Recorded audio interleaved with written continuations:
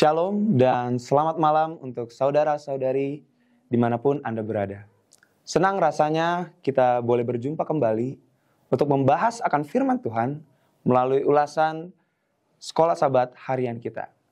Hari ini hari Kamis 2 November 2023 yang berjudul Ini Aku, Utuslah Aku. Sepanjang minggu ini kita sudah membahas tentang Yunus. Bagaimana Yunus dipanggil Tuhan untuk menjadi juru kabar kepada bangsa Niniwe.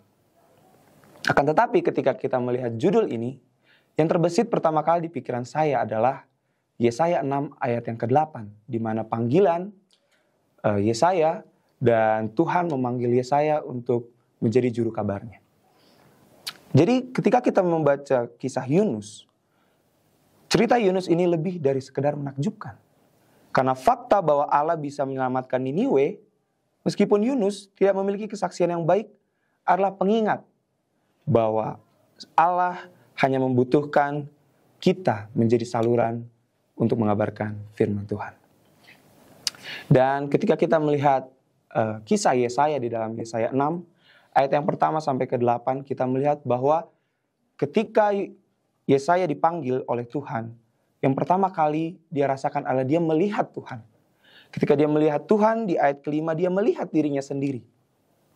Dan ketika dia melihat dirinya sendiri, dia sadar bahwa dia adalah seorang yang najis bibir. Dan di ayat yang ke-7, dia bertobat.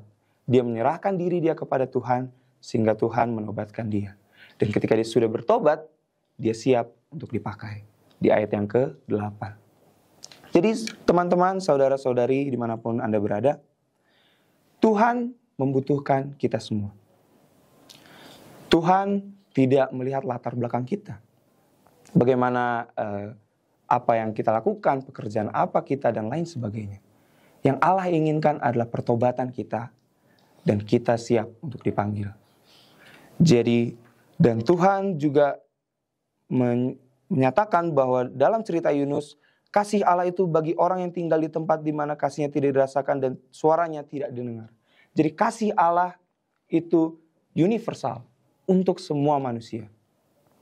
Dan sekarang ketika kita mempelajari akan kisah Yesaya dan Yunus, pertanyaannya sekarang adalah ketika Allah berkata kepada kita, siapakah yang akan pergi untukku? Apakah respons yang Anda berikan?